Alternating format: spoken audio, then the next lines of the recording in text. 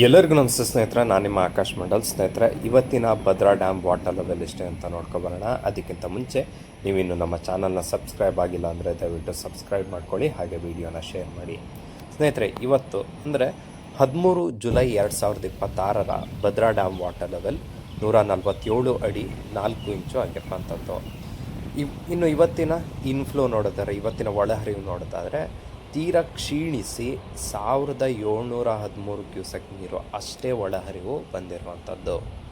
ಇನ್ನು ಇವತ್ತಿನ ಹೊರಹರಿವನ್ನು ನೋಡೋದಾದರೆ 220 ಕ್ಯೂಸೆಕ್ ಇದೆ. ಇದರಲ್ಲಿ ರೈಟ್ ಬ್ಯಾಂಕ್ ಚಾನಲ್ಗೆ ಯಾವುದೇ ರೀತಿ ನೀರು ಹರಿಸಲಾಗ್ತಾ ಇಲ್ಲ. ಆದರೆ ಎಡದಂಡೆ ಲೆಫ್ಟ್ ಬ್ಯಾಂಕ್ ಚಾನಲ್ಗೆ 50 ಕ್ಯೂಸೆಕ್ ನೀರನ್ನು ಹರಿಸಲಾಗ್ತಾ ಇದೆ. ಇನ್ನು ಸ್ಲೂಸ್ ಗೇಟ್ ಮೂಲಕ ನದಿಗೆ 100 ಕ್ಯೂಸೆಕ್ ನೀರನ್ನು ಕಳಿಸಲಾಗ್ತಾ ಇದೆ. ಇನ್ನು ಆವಿಯಾಗಿ ಹೋಗುತ್ತಿರುವಂಥ ನೀರು 70 ಕ್ಯೂಸೆಕ್ ಇದೆ. ಇನ್ನು ಲಾಸ್ಟ್ ಇಯರ್ ಇದೇ ದಿನಾಂಕದಂದು ಭದ್ರಾ ಡ್ಯಾಮ್ನ ವಾಟರ್ ಲೆವೆಲ್ ನೋಡೋದಾದರೆ 175 ಅಡಿ 6 ಇಂಚು ಇತ್ತು. ಇನ್ನು ಲಾಸ್ಟ್ ಇಯರ್ನ ಒಳಹರಿವು ನೋಡೋದಾದರೆ 10,151 ಕ್ಯೂಸೆಕ್ ನೀರು ಒಳಹರಿವು ಆಗಿತ್ತು.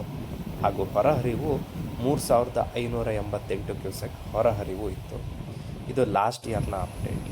ಇನ್ನು ಮಳೆ ವಿಚಾರಕ್ಕೆ ಬರೋದಾದರೆ ಒಂದು ಹನಿ ಕೂಡ ಮಳೆ ಭದ್ರಾ ದಂಡೆಯ ತಟದಲ್ಲಿ ಬರ್ತಾ ಇಲ್ಲ.